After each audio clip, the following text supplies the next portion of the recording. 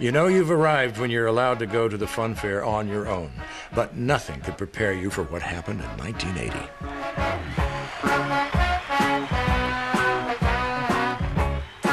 Everyone was talking about theme parks, and there was this very exciting place, Alton Towers, that was getting talked up big style. You must come to Alton Towers. This is it. Biggest thing that's happened in entertainment in this country this century. And this is what they're all waiting for. I had trouble sleeping, certainly the night before, so I think I was up about 4 o'clock in the morning. The corkscrew, said to be the biggest of its kind in the world. They had the gates that you'd have at Disneyland. They're exactly the same gates. You got through the other side, and it was basically a bloke in an overcoat with a dog and a balloon, and one ride. And the first in the world to include 2 complete loops. To see this twisted structure, this track going upside down, you know, you've never seen anything like it before. This is the moment of truth. I'm petrified. Oh. Oh. Whose idea was this? You know that once that bar's down and clicks, there's no going back. We're now being pulled up to the highest point, some 85 feet.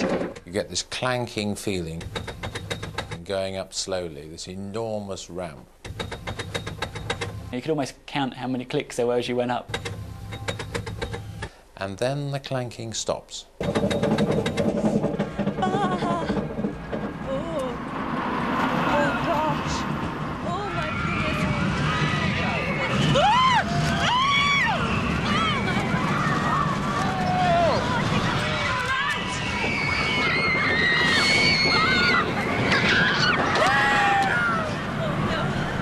It became a national event to go to the corkscrew at Alton Towers. It was something that everyone had to do. One of the problems with big parks is they're so spaced out, they don't always get a big atmosphere going. They're not playing loud music, they've not got flashing lights, they tend to close before it's dark anyway. You still need to go back to those travelling fairs for those sort of things.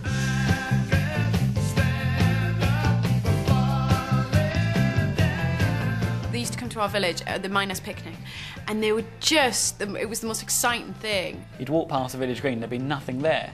When you come home from school 6 hours later, there'd be a whole fairground that's just arrived and set up. I remember spending a lot of my youth in fun fairs because they seemed a fairly kind of, you know, exciting, loud, dangerous place to be.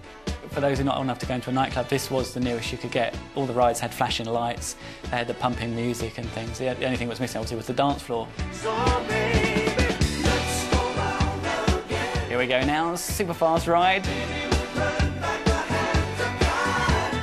They seemed fantastically sort of dangerous as well, and, you know, full of tattooed people.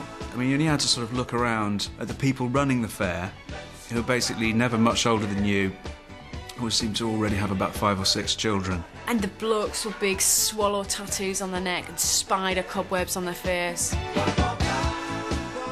When you worked out that they were obviously the same people that were maintaining the equipment, the whole thing became rather exciting. You'd always try and give them the right change because you're never really sure if you're going to get the right money back if you gave them too much. And the ride would start, and you think, am I going to get my change? And they'd leave it till the absolute last possible moment, and they'd kind of dodge all the flying cars and everything just to, if you were lucky, give you your change.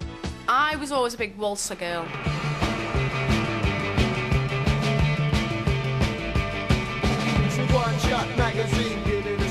Used to get loads of boys that stood around the outside of the waltzer, and you sort of go on the waltzer with all this sort of like, oh look, I'm just a little girlie, and just get spun really, really fast. Spin, spin, spin. It was always mixed. Did you always get spun? Yeah, spinner. Spin the weedy one with the squinty eye. But the more people that were on the waltzer, the faster it went. And the scream if you want to go harder, and you'd always sort of like bat your eyes. Faster, faster, faster, faster. And you'd be wearing so much poison perfume that when you were spun on the waltzer, you just want to throw up.